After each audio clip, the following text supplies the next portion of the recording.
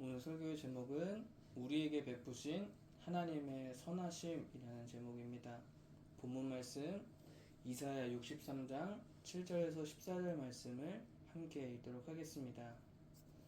나는 주님께서 베풀어 주신 변함없는 사랑을 말하고 주님께서 우리에게 하여 주신 일로 주님을 찬양하였습니다.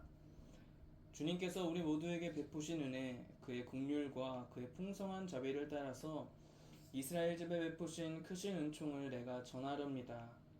주님께서 이르시기를 그들은 나의 백성이며 그들은 나를 속이지 않는 자녀들이다 하셨습니다.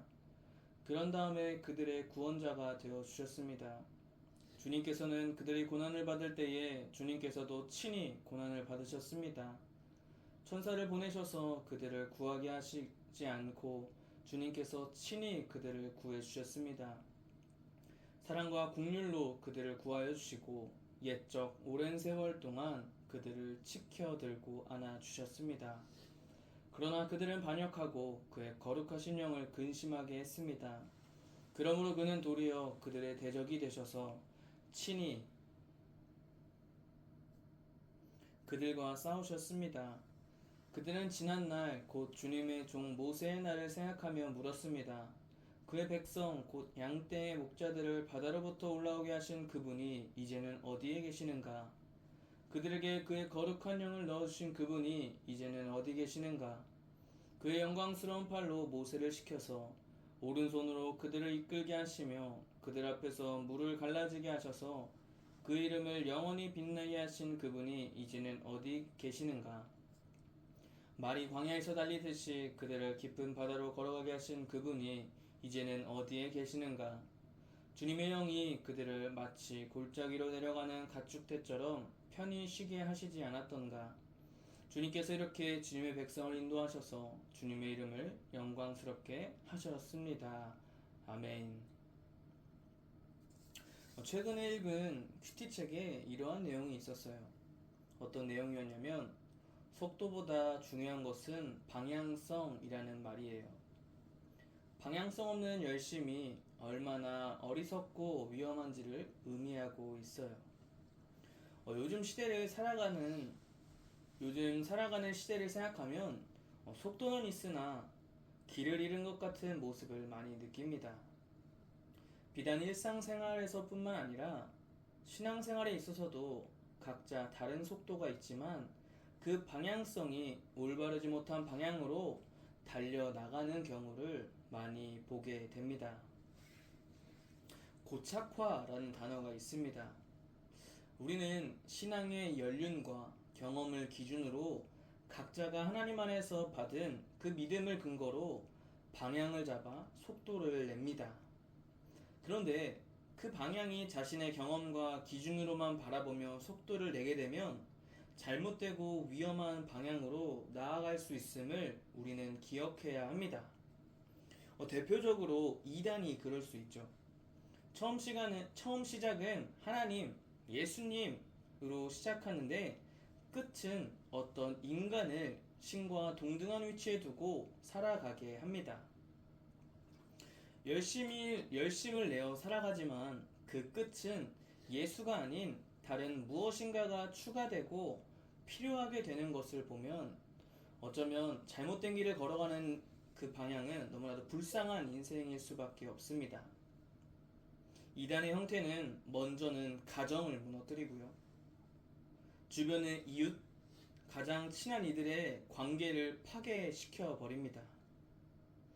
그리고 전도하지 못하면 벌금처럼 행해지는 그 복비를 자비로 지출해야 되기 때문에 몸도 마음도 또 사회적으로 썩어 문드러지는 사례가 참으로 많이 있었습니다. 그런데 비단 이단뿐만일까요? 하나님을 믿는 우리가 속도를 내는데 방향을 자신의 의지대로 행하며 이 말씀은 수용하고 저 말씀은 듣지 않으려고 하는 인간의 완악함도 그 이단과 비슷한 잘못된 방향으로 나아가는 상황이 될 수 있다는 것입니다. 이번 주는 교회력으로 고난주간으로 지켜지고 있습니다. 많은 이들이 예수님의 고난에 대해 묵상합니다. 그 묵상 가운데 자신의 죄를 고백하며 나아가는데요. 처음의 방향성은 올바르게 나아갑니다. 그런데 어느 순간 신앙의 연차가 오래된 자일수록 이 믿음의 적용이 나에서 이제는 다른 상대방을 떠오르게 되는 그런 잘못된 우를 범하게 된다는 거예요. 자신을 위해 십자가에 돌아가신, 십자가에 죽임당하신 그 예수님을 묵상해야 하는데, 내가 아닌 다른 사람을 바라보며 잘못된 방향으로 묵상하며 나아간다면 어쩌면 우리는 방향을 잃게 되는 경우가 참으로 많이 있다는 것입니다. 그래서 속도보다는 방향이 중요하다는 말은 하나님을 믿는 저와 여러분에게 참으로 중요한 키워드입니다. 나는 과연 어떤 속도로 나아가고 있는가? 또 나는 어떠한 방향을 바라보며 나아가고 있는지 생각해 볼 필요가 있습니다. 어떠한 때에는 하나님을 끝까지 의지하며 겸손히 나아갈 때가 있고, 어쩔 때는 자신의 고집과 또 잘못된 아집으로 행동하고 속도를 내지는 않은지 날마다 돌이켜 보아야 한다는 것입니다. 바라기는 2026년 고난주간이 예수님으로 말미암아 우리 죄인의 신분이 자녀의 신분으로 바뀐 것에 대한 감사와 또 반복되는 죄의 굴레 속에 있었던 우리가 단 한 사람, 바로 예수 그리스도의 그 십자가의 짊어짐으로 말미암아 죄의 굴레가 아닌 구원의 굴레, 또 회복의 굴레로 역전시켜 주신 그 하나님의 은혜를 경험하는 저 여러분 되기를 축복합니다. 이사야 말씀을 읽다 보면 하나님의 말로 형용할 수 없는 감사와 사랑이 느껴집니다. 하나님의 말씀을 대언하는 이사야의 감정을 생각해 보면 놀랍고도 놀라우신 그 하나님의 사랑을 직접 듣고 경험하고 있으며 감격에 휩싸였을 것 같습니다. 반대로 현재 백성들의 상태는 어떠한 상태였냐면, 그들에게 있어서 어떠한 칭호가 붙였냐면 버림받은 자, 버림받은 아내와 같이 모든 민족들이 그들을 바라보며 비아냥거리며 들었던 말이 바로 버림받은 자, 버림받은 아내와 같은 자들이다 라는 표현이었습니다. 그런데 하나님께서 그들이 듣고 있는 버림받은 자, 버림받은 아내가 아니라 그들을 하나님께서 좋아하시는 연인, 결혼한 여인이라고 부르시며 그 땅과 백성들을 아내로 맞이하는 신랑으로 하나님께서 그들에게 말씀하십니다. 이것이 끝이 아니라 계속해서 사랑과 회복의 말씀을 이어가시는데요. 이사야 62장 11절에서 12절 말씀 또 함께 읽어보도록 하겠습니다. 보아라, 주님께서 땅끝까지 선포하신다. 딸 시온에게 일러 주어라. 보아라, 너의 구원자가 오신다. 그가 구원한 백성을 데리고 오신다. 그가 찾는 백성을 앞장 세우고 오신다. 사람들은 그들을 거룩한 분의 백성이라 부르며 주님께서 속량하신 백성이라 부를 것이다. 사람들은 너 예루살렘을 하나님께서 사랑한 도상이라고 부르며 하나님께서 버리지 않는 도성이라고 부를 것이다. 아멘. 하나님께서 자신의 백성들을 어떻게 하시냐면 모든 민족이 알 수 있도록 그들의 신분을 변경시켜 버리십니다. 과거에 있어서는 버림받은 자, 버림받은 아내로 그렇게 표현되는 것이 아니라 이제는 다른 민족들이 그들을 보고 거룩한 분의 백성이라고 말하고 하나님께서 속량하신 백성, 하나님께서 사랑한 도성, 하나님께서 버리지 않는 도성으로 그들의 신분과 또 상황을 역전시켜 주시는 말씀이 지속적으로 반복되고 있습니다. 하나님은 자신을 표현하실 때 많은 표현을 하시는데요. 오늘 읽은 이사야 63장을 말씀을 기준으로 하여금 어떻게 표현되냐면 의를 말하는 자, 구원의 권능을 가진 자로 표현되어 있습니다. 현재 상황은 하나님께서 구원의 때에 맞게 일하시려고 하시는데 5절에 이 시대에 하나님과 함께 일할 사람이 없고 나를 거들어주는 사람이 없다라고 말씀하십니다. 이사야 63장의 말씀은 임하시는 그 말씀은 새 예루살렘의 성에서 또 새 예루살렘을 바라보는 그들에게 있어서 반대로 에서의 신분인 에서의 자손들이 어떻게 나아가야 하는데 그렇게 나아가지 못하는 그들의 모습을 보며 하나님께서 반드시 심판하신다는 것을 말씀하고 계십니다. 그리고 이 63장에 임하신 하나님의 모습은 먼 훗날 예수 그리스도께서 이 땅에 재림주로 심판주로 오실 때의 모습을 예표하고 있습니다. 특별히 고난주간 가운데 예수님의 고난을 묵상하는 것도 반드시 필요하지만 장차 오실 예수님에 대한 묵상을 우리는 끊임없이 행해야 할 줄 믿습니다. 예수님께서 이 땅에 다시 오신다고 말씀하신 것은 이 땅 가운데 우리가 감당해야 할 각자만의 사명이 있다는 것을 의미합니다. 그래서 처음에 말씀드린 것처럼 속도는 있으나 방향을 잃으며 살아가는 과거의 모습이 어쩌면 오늘날의 시대와 다르지 않다는 것입니다. 하나님께서 각 가정과 일터에서 일하시고자 하시는데 하나님과 함께 일할 사람이 없고 하나님의 말씀을 거들어주는 사람이 없다고 평가받게 되면 얼마나 우리의 인생이 절망스럽습니까? 속도만 있고 방향을 잃게 하는 우리의 잘못된 열심과 고집을 예수님의 십자가 앞에 내려놓아야 할 줄 믿습니다. 우리는 하나님께 방향을 세워야 하는 자들입니다. 우리 인생의 중심에 하나님을 센터로 두고 살아가야 한다는 것입니다. 그럼에도 오늘 말씀을 보면 하나님께서 구원의 때가 이르셨기에 직접 일하시고 말씀해 주실 것입니다. 바라기는 하나님께서 우리를 사용하실 때 준비된 자로 또 하나님께 일하심에 거두는 자로 쓰임받는 저와 여러분 되기를 축복합니다.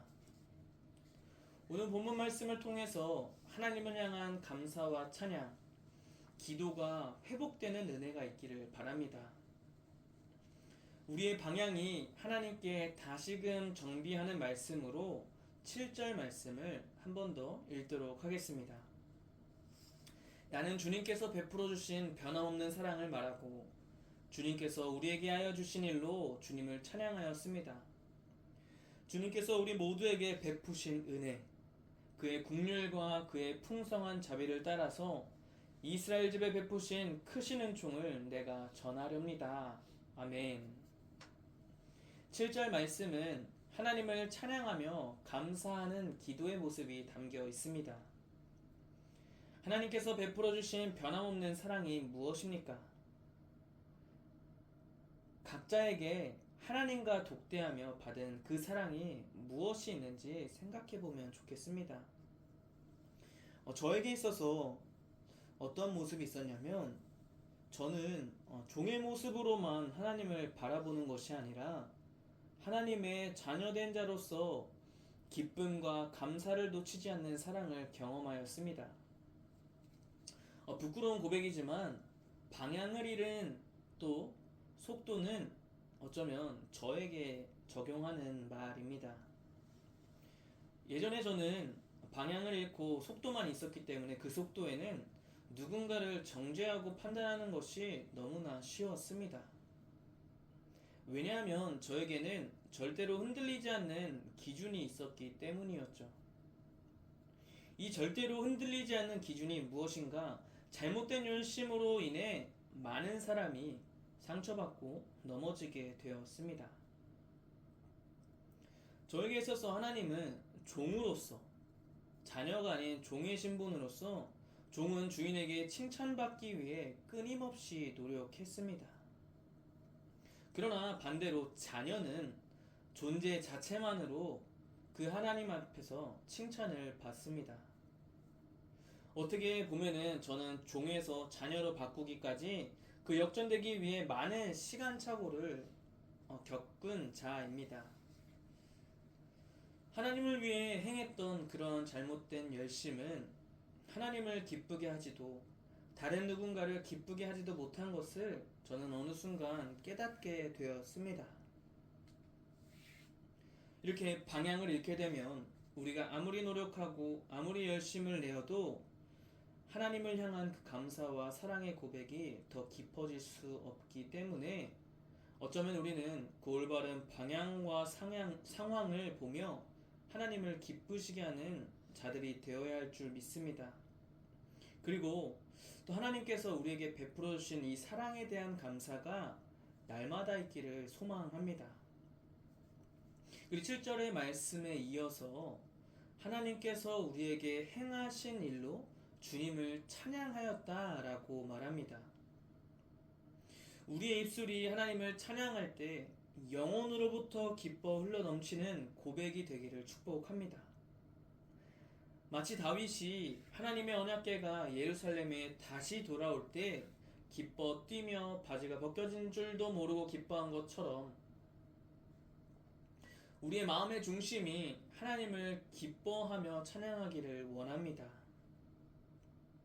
우리의 영혼과 모든 호흡까지도 하나님을 찬양하는 그 시간, 우리의 몸짓, 손짓, 또 우리의 호흡 모든 게 하나님께서 기뻐 받으시는 그러한 삶이 되기를 진심으로 원합니다. 그러면서 우리의 입술의 고백이 하나님께서 모두에게 동등하게 베풀어 주신 은혜와 긍휼, 그리고 하나님의 풍성한 자비, 또 각자에게 베푸신 크신 은총을 날마다 간증하는 은혜가 있기를 바랍니다. 이것이 회복되기 위해서는 하나님이 어떠한 분이신지 정확히 알 필요가 있습니다.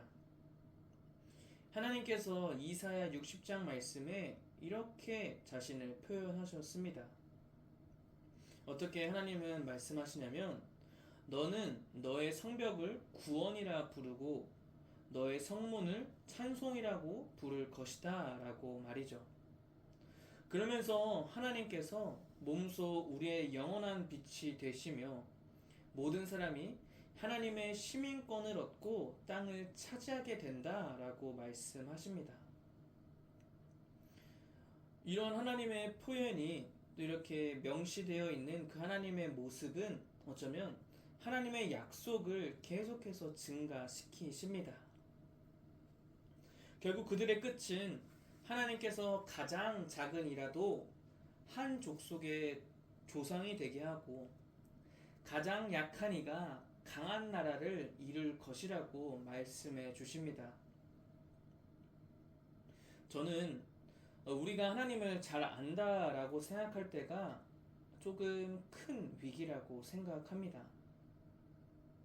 그리고 말씀을 듣거나 읽을 때 이 말씀 잘 아는 말씀이지 라고 생각하는 것이 가장 위험하다고 생각합니다. 왜냐하면 하나님은 우리의 매일의 삶에 새로운 은혜를 허락해 주시는 분이기 때문입니다. 하나님의 은혜는 인간인 저와 여러분이 알 수 있는 범위가 아니라 우리의 범위를 초월하셔서 회복과 사랑으로 넘쳐 흐르시는 그 하나님의 그 말씀을 우리는 날마다 사모해야 할 줄 믿습니다. 8절 9절 말씀을 또 읽겠습니다. 주님께서 이르시기를 그들은 나의 백성이 되며 나의 백성이며 그들은 나를 속이지 않는 자녀들이다 하셨습니다. 그런 다음에 그들의 구원자가 되어 주셨습니다. 주님께서는 그들이 고난을 받을 때에 주님께서도 친히 고난을 받으셨습니다. 천사를 보내셔서 그들을 구하게 하시지 않고 주님께서 친히 그들을 구해 주셨습니다. 사랑과 긍휼로 그들을 구하여 주시고 옛적 오랜 세월 동안 그들을 지켜들고 안아 주셨습니다. 아멘. 하나님께서 직접 우리를 백성으로 자신을 속이지 않는 자녀들이라 라고 말씀하신 후에 우리의 구원자가 되어 주셨습니다. 하나님은 우리가 고난받을 때 친히 함께 고난을 받아 주셨다는 것입니다. 우리가 고난 가운데 있을 때 하나님께서는 하나님의 천사를 사용하시는 것이 아니라 하나님께서 직접 개입하셔서 사랑과 긍휼로 그들을 구하여 주시고 오랜 시간 동안 그들을 지켜들고 안아 주셨습니다. 얼마나 귀한 하나님의 사랑입니까? 우리가 고난받을 때 경험하시지도 않아도 되시는 분이 우리를 너무나도 존귀하게 사랑하셔서 함께 고난을 받으셨습니다. 세상에 많은 종교가 있죠. 또 세상에 많은 우상신들이 있습니다. 그 많은 신들과 우리가 믿고 따르는 그 하나님의 차이점 중에 하나가 바로 이것입니다. 그것은 그분은 직접 인간의 인생에 개입하셔서 함께 고난받으시고 함께 살아가기로 작정하신 분이라는 것입니다. 그 사랑의 끝이 무엇입니까? 바로 독생자 예수 그리스도를 이 땅에 보내신 것입니다. 그 크고 위대하신 그 하늘 보좌를 내려놓으시고 이 땅에 오신 예수님이 세상의 모든 죄를 짊어지시고 십자가를 지고 매달리시기까지 하는 그 모습이 우리 인생에 있어서 모든 역사에 있어서 사랑의 완성으로 우리가 이 세상을 이겨나갈 수 있는 원동력으로 보여주신 진짜 사랑이라는 것입니다. 이사야 말씀에 있는 하나님이 어쩌면 과거의 하나님으로 이해할 수도 있습니다. 그러나 하나님께서는 과거, 현재, 미래에도 동일한 분으로 우리를 사랑하시고 지금 이 시간 우리를 찾아오셨습니다. 우리가 세상에서 짓밟히고 무시당할 때도 함께 하셨고요. 우리가 고통 가운데 있을 때도 우리와 함께 동행하시고 함께 하신 분이 바로 우리가 믿고 따르는 하나님이라는 사실입니다. 이사야 선지자는 백성들이 아주 잘 알고 있는 하나님의 역사를 또 설명하고 있습니다. 모세의 날로서 노예 신분이었던 그들을 하나님의 백성, 군대로 역전시켜 주시는 말씀을 이어나갑니다. 그들을 광야에서 인도하신 하나님을 설명하는데요. 하나님의 영광스러운 팔로 모세를 시켜 백성들을 끌어올리신 분의 모습이 담겨 있습니다. 이 본문에는 하나님의 계속된 질문이 나옵니다. 홍해 바다를 건너게 하신 분이 어디 계시는가? 거룩한 영을 부어주신 분이 어디 계시는가? 그 이름을 영원히 빛나게 하신 그분이 어디에 계시는가? 그들을 깊은 바다로 걸어가게 하신 그분이 이제는 어디에 계시는가로 계속해서 질문하고 있습니다. 이 질문의 핵심은 이러한 일들을 행하신 분이 지금은 어디에 계시고 있는지 묻고 있는 것입니다. 과연 그 하나님께서 어디에 계십니까? 14절 말씀에 이렇게 고백되어 있습니다. 주님의 영이 그들을 마치 골짜기로 내려가는 가축대처럼 편히 쉬게 하시지 않았던가? 주님께서 이렇게 주님의 백성을 인도하셔서 주님의 이름을 영광스럽게 하셨다. 아멘. 지금 살아가고 있는 이들이 바로 그 하나님을 경험하고 있는지 묻고 있습니다. 과거의 하나님이 아니라 구전으로부터 흘러내려오는 자신의 조상의 하나님이 아니라 현재에도 일하시고 계시는 하나님으로 또 주님의 백성으로 주님을 영광스럽게 하고 있는지 돌아보게 하는 오늘 본문 말씀이 이렇습니다. 그래서 오늘 본문 부제목은 이런데요. 어떤 거냐면 이스라엘에게 베푸신 주님의 선하심입니다. 오늘 설교의 제목은 우리에게 베푸신 하나님의 선하심입니다. 특별히 고난주간을 보내는 이 시간 가운데 우리에게 베풀어 주신 그 하나님의 선하심을 묵상하는 은혜가 있기를 원합니다. 특별히 모세의 날에 대한 내용을 우리는 너무나도 잘 알고 있습니다. 출애굽하는 모든 시간에 하나님께서 행하시고 직접 그들의 역사에 개입해 주셨습니다.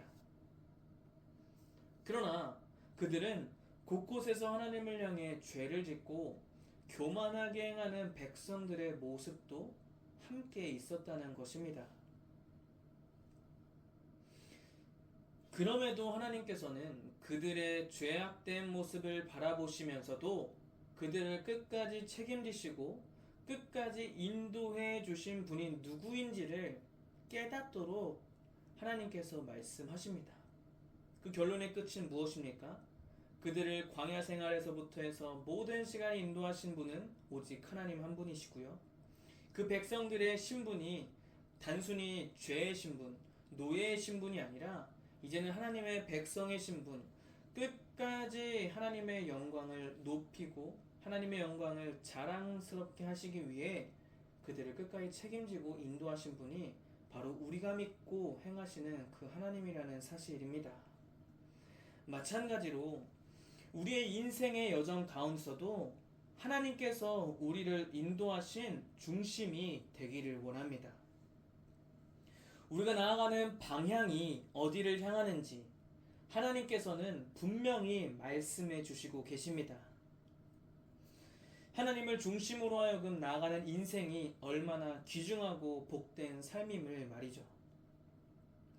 하나님께서 우리 인생에 개입하셔서 동행하시는 그 사실을 깨닫는 것이 너무나도 중요하다는 것입니다.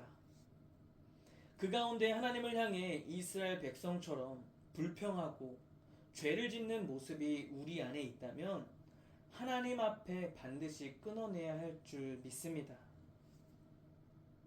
오늘 말씀 가운데 하나님께서는 우리가 고난받는 때에도 함께 하셨고 그 고난을 이길 수 있도록 우리를 친히 구원해 주셨습니다. 반복해서 말씀드립니다. 죄의 노예의 신분이었던 우리가 하나님의 독생자 예수 그리스도로 말미암아 자녀의 신분으로 역전시켜 주셨다는 것입니다. 사랑하는 여러분, 우리의 인생에서 또 우리의 신분에서 뛰어넘어야 할 믿음의 여정이 있는 분이 계십니까? 또 광야와 같이 외롭고 힘든 여정을 걸어가는 분이 계십니까? 그렇다면 오늘 말씀을 기억합시다. 하나님께서 하나님의 천사들을 사용하셔서 우리를 건지시는 분이 아니라 하나님께서 직접 우리 인생에 개입하셔서 우리를 건져주시는 그 하나님의 사랑을 기억하는 은혜가 있기를 축복합니다. 이제 말씀을 맺으려고 하는데요. 7절 말씀을 한 번 더 읽도록 하겠습니다. 나는 주님께서 베풀어 주신 변함없는 사랑을 말하고 주님께서 우리에게 하여 주신 일로 주님을 찬양하였습니다. 주님께서 우리 모두에게 베푸신 은혜, 그의 긍휼과 그의 풍성한 자비를 따라서 이스라엘 집에 베푸신 크신 은총을 내가 전하렵니다. 아멘. 이 말씀의 고백이 우리 인생의 고백이 되기를 원합니다. 특별히 고난주간의 묵상이 하나님께서 베풀어 주신 변함없는 사랑과 우리에게 행하신 하나님을 찬양하는 시간 되기를 축복합니다. 그리고 우리의 방향과 속도가 하나님과 동행하는 인생이 되기를 축복합니다. 우리의 언행과 삶의 모습이 하나님의 긍휼과 자비를 따라 행하시길 바랍니다. 과거에도 임재하시고 또 지금도 함께 하시는 하나님을 찬양하며 감사합시다. 그리고 더 나아가 우리의 모습을 보며 주변에 있는 사람들이 살아계신 하나님을 높이는 인생들 되기를 축복합니다.